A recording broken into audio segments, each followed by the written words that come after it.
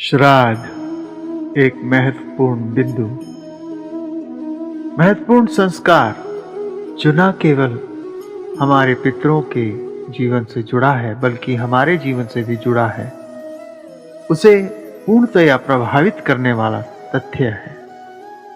श्राद्ध के बारे में हम सुनते आए हैं कि किसी स्वजन के देह त्याग के उपरांत इसे करना होता है, पर यह क्या है? क्या इसकी अनिवार्यता है? क्या गरुड़ पुराण जैसे हमारे महत्वपूर्ण ग्रंथ इसके बारे में ज्ञान उजागर करते हैं? आज हम इसे ही समझ लेते हैं। समझना इसलिए भी जरूरी है क्योंकि यह हमारे पितरों, दिवंगत आत्मा और हमारे संपूर्ण परिवार को भी प्रभावित करता ही है। वस्तुतः तो यह भारतीय सनातन परंपरा में अनिवार्य संस्कार कहे जाने वाले कर्म में से एक तो है ही, पर यह हर देश सभ्यता में भी देखा ही जा सकता है किसी न किसी रूप में। सबके अपने ढंग तो हैं, पर यहाँ हम हमारे पक्ष को समझने की कोशिश करेंगे। वर्ष में एक बार पितृपक्ष आता है जो 15 दिनों का रहता है। यह वो समय होता है जब हमारे पूर्वज मित्र आते हैं अपने पीछे छोड़े हुए घर परिवार को देखने।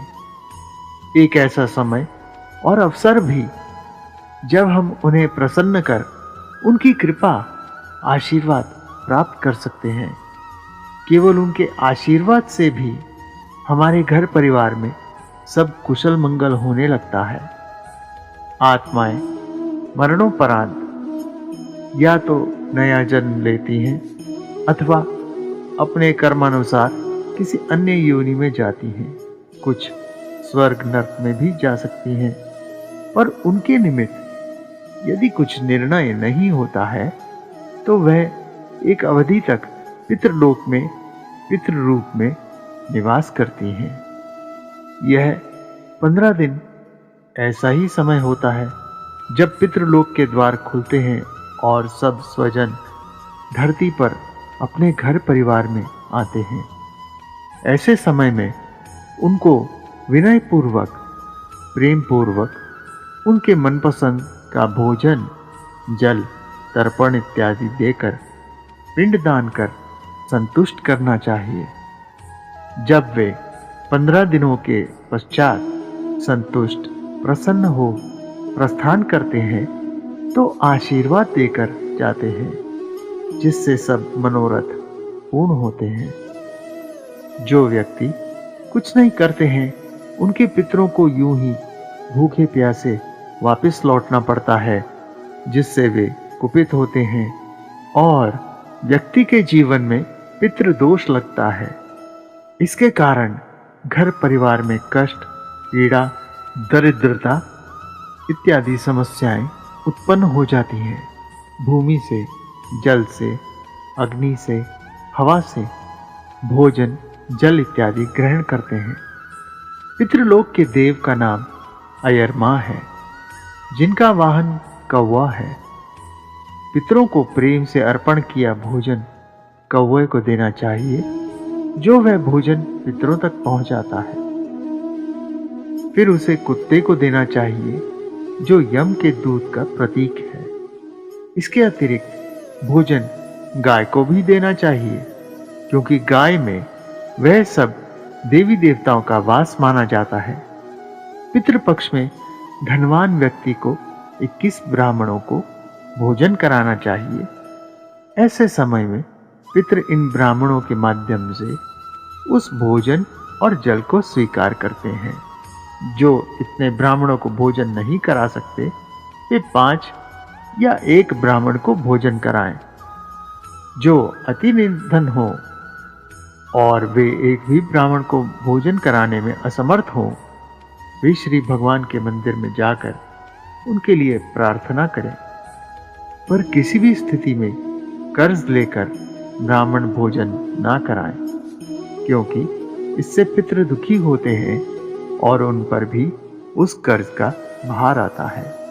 साथ ही साथ यह उनकी मुक्ति में भी बाधक बनता है। सो पहले ब्राह्मणों को भोजन, फिर कौवे को, फिर कुत्ते और गाय को। भोजन के अतिरिक्त पितरों के निमित्त पिंडदान और तर्पण भी करना ही चाहिए। व्यक्ति जब ऐसा करता है तब उसे एक विशेष अनिर्वचनीय शांति का एहसास होता है। ऐसा उनके प्रसन्न होने और आशीर्वाद के कारण होता है। बहुत से लोग हरिद्वार में, कुरुक्षेत्र स्थित पेवे में और गया जी में जाकर भी ब्राह्मणों द्वारा विशेष श्राद्ध अपने पितरों के निमित्त करवाते हैं, जिसका बहुत पुण्य माना जाता है। यहाँ परंपरागत रूप से पितरों की मुक्ति हेतु पिंडदान और श्राद्ध आदि कर्म के लिए व्यवस्थाएं की गई हैं, जिसका अपना महत्व है। व्यक्ति की जीवन यात्रा समाप्त होने के उपरांत वह अपने पीछे छोड़े गए वंशजों पर निर्भर हो जाता है। अतः यह उनका कर्तव्य है कि वे श्राद्ध कर्म द्वारा उनको संतुष्ट करें।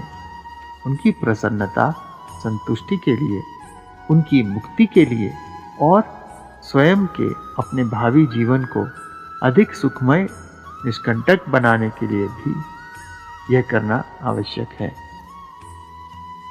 यह सब तथ्य गरुड़ पुराण में मानव कल्याण के लिए बताए गए हैं। वास्तव में ही हम धन्य हैं जो भारतवर्ष की भूमि से हम जुड़े हुए हैं और इस ज्ञान को हम प्राप्त कर अपने जीवन का अंग बना सकते हैं। आशा है आपको यह वीडियो पसंद आया होगा। कमेंट और सब्सक्राइब करना न भूलें। धन्यवाद।